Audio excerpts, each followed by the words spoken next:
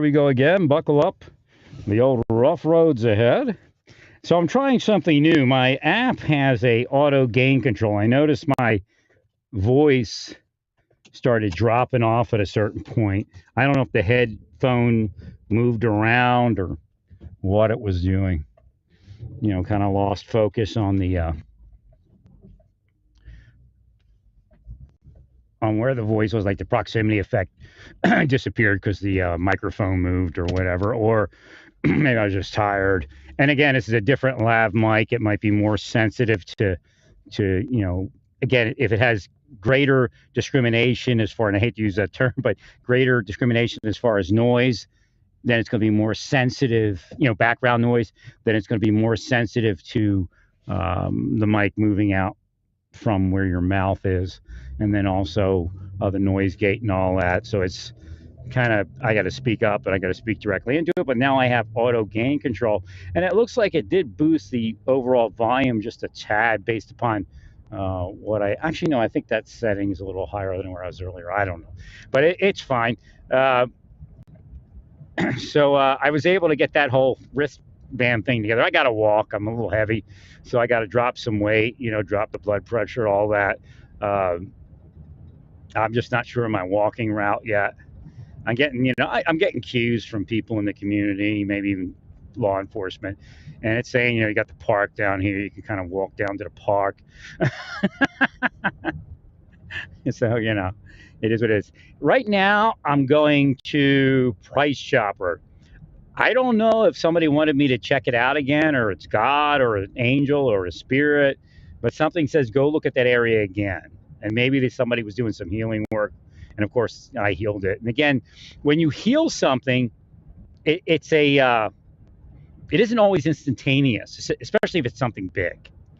It takes time for it to work, because what happens is you're putting a call out to the healers, you're putting a call out to the angels, to God, and all of that, and to the spirits and the saints to heal that location.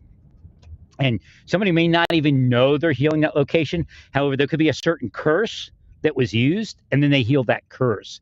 And that and that healing touches on, might be a micro amount, but then again, another 50 people heal that, get the buzz to heal that type of curse. And then, that's 50 micro amounts, and they start getting larger. So again, it takes time. I've told people when they ask for a psychic reading, I said, I could see you, but not see you. It takes time for you to open up. And I say, what I prefer is for you to be able to read yourself and to read things and have intuition and all of those things. So that's kind of where I am with it. I'm not like a system psychic. I'm not interested in all the garbage and hype and all that shit. It's just a waste of the ability. Everything has to be neutralized. There's too much. I spoke about this before. If you're a psychic and you're like obsessed with being a psychic, you could actually curse somebody if you tell them about something bad that's going to happen, because you're obsessed with it actually happening.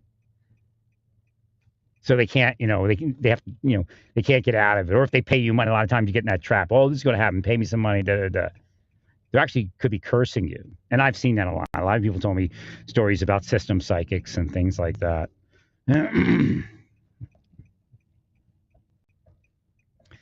So I have to go down that area again for some reason. Off 87th.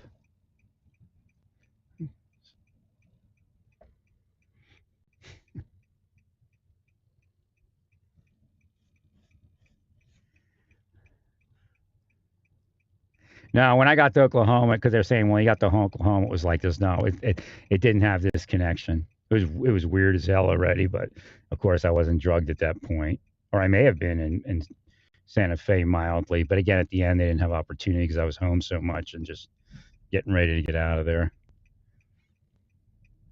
Well, I didn't realize that the Wi-Fi systems. You don't think about it, that the Wi-Fi systems are absolutely hackable.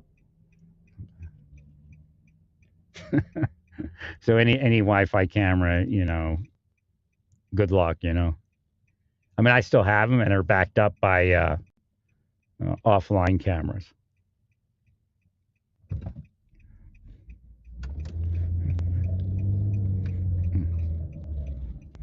I believe me, there's a lot of surreptitious drugging cases going on.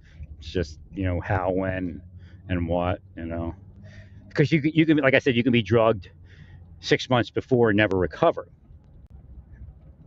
and they just keep operating you at that point because they've got that adjustment in your psychology where they need it to have you kill yourself or be violent and harm somebody. This is really what's going on. I mean, that's the extreme level of it. There's lesser, you know, you know, aspects of it. Again, they know how to hypnotize somebody by simply moving a series of psychological trauma, ups and downs, isolation, that kind of thing.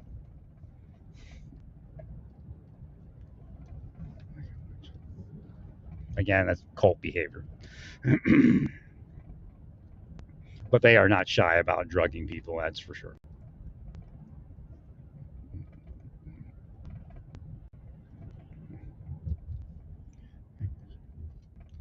Where am I here? What is this? That's the library. That's a good looking library, though. I'll tell you that. I used to go to the library when I was young. I swore by libraries. I read books like fact books mostly. I read some fiction, science fiction, history books, the way they're written. That's kind of fiction.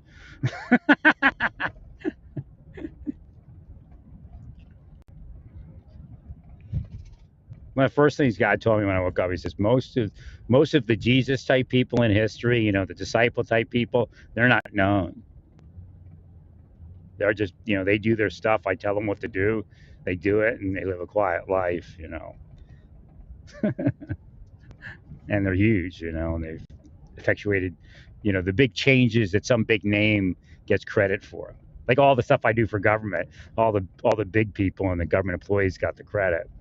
They just kill me, keep killing me, and they'll say, "Well, that's why we're killing." No, you're killing me because you're psychotic, all of you. You're always searching for some bullshit reason as to why they're doing it. One that the satanic system that Earth is accepts.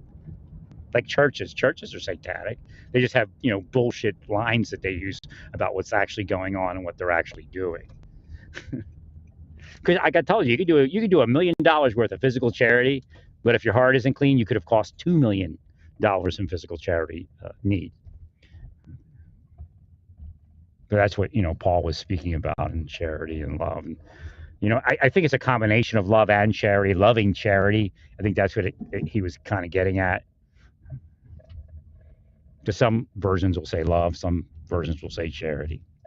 It's very interesting in King James Version where he says, you don't have charity if you don't have charity, or your charity is not charity. Essentially, he says that. He says, okay, you could, burn your body or give all, sell all your goods and give everything to the poor, but if you don't have charity.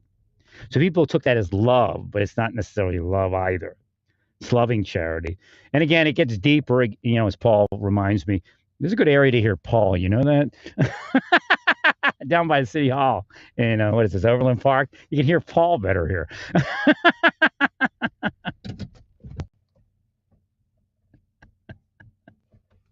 So, yeah, Paul reminds me that it's deeper, and I've been explaining the deeper part that, he kind of, there was something that inferred that, and he kind of inferred that, but he didn't explain that part and didn't completely understand how all of that fits together in the metaphysic and all of that. Well, stay peaceful. Praise God in all that you do. Praise God.